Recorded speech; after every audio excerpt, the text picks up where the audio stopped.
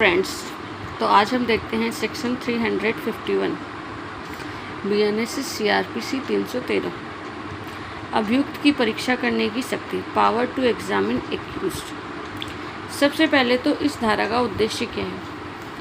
इस धारा का उद्देश्य ये है कि जहां अभियुक्त के विरुद्ध कोई ऐसी परिस्थितियां गढ़ी गई है जिस पर अभियुक्त को अपना बचाव करना है, तो 351 में अभियुक्त अपने साक्ष्य के द्वारा अपना बचाव प्रस्तुत कर सकता है और इसमें अभियुक्त और न्यायाधीश के मध्य सीधी बातचीत होती है। किसी मीडिएटर की आवश्यकता नहीं है, तो वह अपने विरुद्ध लगाए गए कथनों का आराम से उत्तर दे सकता है बिना किसी प्रेशर के। तो इसका क्लोज फर्स्ट कह रहा है कि प्रत्येक जांच एवं विचारण में इस प्रयोजन से कि अभियुक्त अपने विरुद्ध साक्ष्य में प्रकट होने वाली किन्हीं परिस्थितियों का स्वयं स्पष्टीकरण कर सके। इंक्वायरी में और ट्रायल में जहाँ की अभियुक्त के विरुद्ध जो परिस्थितियाँ उत्पन्न हो रही है उसका वह स्वयं स्पष्टीकरण कर सके। न्यायालय क्या करेगा? किसी भी प्रकरण पर अभियुक्त को पहले से चेतावनी दिए बिना, ठीक है, किसी भी स्टेज पर अभियुक्त को पहले से बताए बिना उससे ऐसे प्रश्न कर सकता है जो वह आवश्यक समझे। अगर उस पर कोई ऐसे झूठे एलिगेशन लगे होंगे तो अब न्यायालय को इस बात का पता चल जाएगा, इसकी उसे पहले से चेतावनी दिए बिना कि भाई आपसे कोई प्रश्न पूछे जा रहे हैं, उससे प्रश्न पूछ सकता है। ये सीधी वार्ता है एक्यूज्ड एंड जज के बीच में। अभियोजन के साक्षियों की परीक्षा किए जाने के पश्चात और अभियुक्त से अपनी प्रतिरक्षा किए जाने की अपेक्षा करने से पूर्व उससे साधारणतः प्रश्न करेगा। वहाँ तो न्यायाधीश आवश्यक समझे तो कर सकता है, और यहाँ जबकि अभियोजन की साक्षियों की परीक्षा की जा चुकी है और अभियुक्त को अपनी डिफेंस का मौका दिए जाने से पहले भी न्यायालय उससे प्रश्न करेगा। ये बाध्यकारी प्रावधान है, कोर्ट के द्वारा ऐसा पूछा जाना चाहिए। परंतु किसी समन मामले में जहाँ न्यायालय ने अभियुक्त को व्यक्तिगत हाजिरी से अभिमुक्ति दे दी है, तो वहाँ खंड ख की परीक्षा से भी उसे अभिमुक्ति दे सकता है।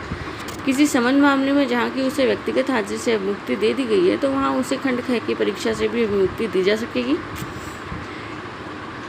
ये जो धारा है, धारा 313 और धारा 351 बीएनएस, ये संक्षिप्त विचारण और समन मामले पर लागू नहीं होती। क्लोज टू इसका बहुत इंपॉर्टेंट है कि 313 की उपधारा 1 के अधीन जहाँ उसकी परीक्षा की जा रही है, वहाँ उसे कोई ओथ नहीं दिलाई जाएगी, शपथ नहीं दिलाई जाएगी। इस पे ऑब्जेक्टिव क्वेश्चन बनते हैं कि क्या 313 में शपथ दिलाना आवश्यक है? तो नहीं, 313 में शपथ नहीं दिलाई जाएगी। 351 इसके साथ corporative section 351 BNS. Third close इसका कह रहा है कि अभियुक्त ऐसे प्रश्न के उत्तर से इनकार करने या उसका मिथ्या उत्तर देने से दंडनीय नहीं होगा। अगर अभियुक्त ने ऐसे किसी प्रश्न का उत्तर देने से इनकार कर दिया या फिर उसने कोई झूठा उत्तर दे दिया, कोई मिथ्या उत्तर दे दिया, तो भी वह किसी दंड का भागी नहीं होगा। क्लोज 4 इसका कह रहा है कि अभियुक्त के द्वारा दिए गए उत्तरों पर उस जांच या विचारण में विचार किया जा सकेगा और किसी ऐसे अन्य अपराध की जिसका उसके द्वारा किया जाना उन उत्तरों की प्रवृत्ति दर्शाती हो कि उसने कोई अन्य अपराध किया है, तो किसी अन्य जांच या विचारण में उसके उत्तर को या तो उसके पक्ष में या उसके विपक्ष में साक्ष्य के तौर पर रखा जा सकता है। ठीक है, जहाँ अभियुक्त का विचारण किया जा रहा है, अभियुक्त को सुना जा रहा है, वहाँ उसके उत्तरों की प्रवृत्ति ऐसी है जो किसी अन्य अपराध का किया जाना दर्शाती है, तो किसी अन्य अपराध में उसके जो उत्तर हैं उसे उसके विरुद्ध या उसके पक्ष में साक्ष्य के रूप में लिया जा सकता है।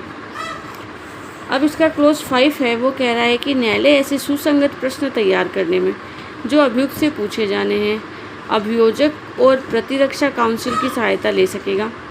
ऐसे कॉर्पोरेटिव सेक्शंस को वो तैयार करने में, ठीक है, रिलेवेंट क्वेश्चंस जो हैं वो क्वेश्चंस तैयार करने में अभियोजक और प्रतिरक्षा काउंसिल जो है उसकी न्यायालय सहायता ले सकेगा।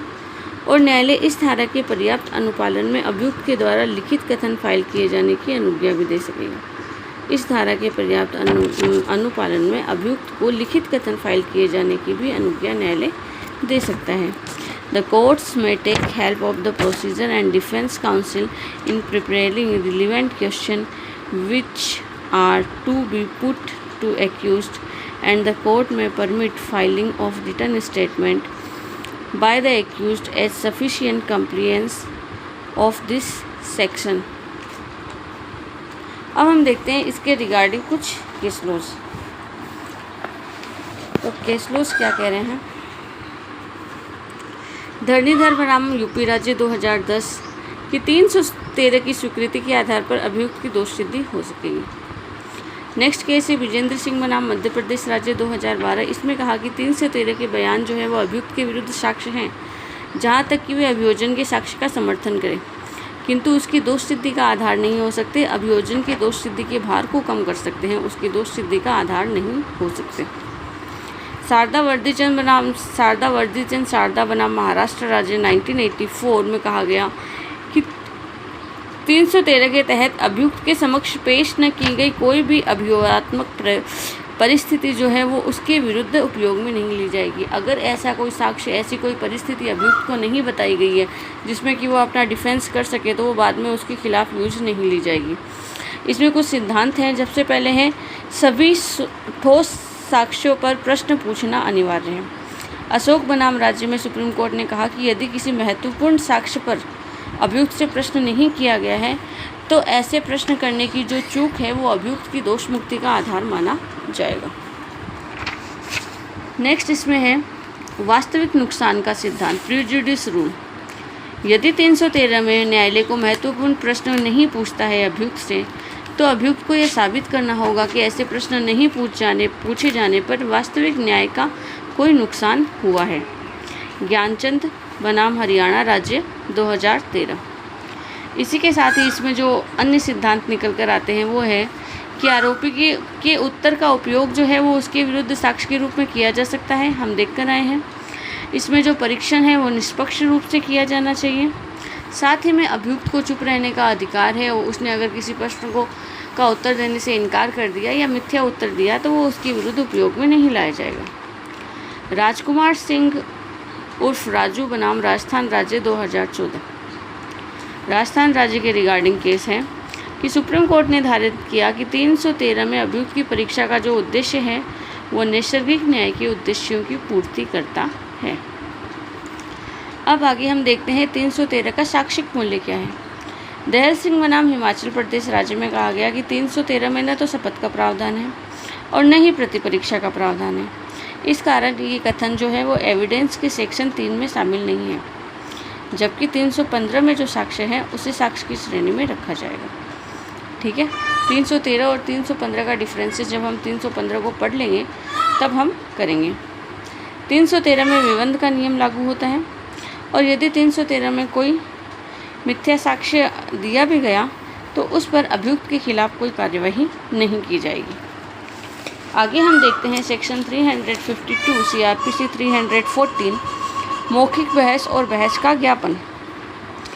कार्यवाही का कोई भी पक्षकार अपने साक्ष्य की समाप्ति के पश्चात शीघ्र संक्षिप्त मौखिक बहस कर सकता है। ठीक है, कोई भी पक्षकार है जब साक्ष्य की समाप्ति होगी उसके पश्चात बहस कर सकता है और अपनी मौखिक बहस यदि कोई हो पूरी करने से पूर्व न्यायालय को एक ज्ञापन दे सकता है जिसमें उसके पक्ष के समर्थन में तर्क संक्षेप रूप में और सुभिन्न शीर्षकों में दिए जाएंगे। ऐसा ज्ञापन अभिलेख का भाग होगा। वकील तथ्यों के ऊपर अपनी बहस कर रहा है, इसका ज्ञापन वो मजिस्ट्रेट को न्यायालय को दे सकता है। ऐसे ज्ञापन की प्रतिलिपि उसी समय विरोधी पक्षकार को भी दी जाएगी। ठीक है, कार्यवाही का कोई स्थगन लिखित बहस फाइल करने के प्रयोजन के लिए तब तक नहीं दिया जाएगा जब तक कि न्यायालय ऐसे कारणों से जो लेखबद्ध किए जाएं ऐसा स्थगन करना मंजूर नहीं समझे।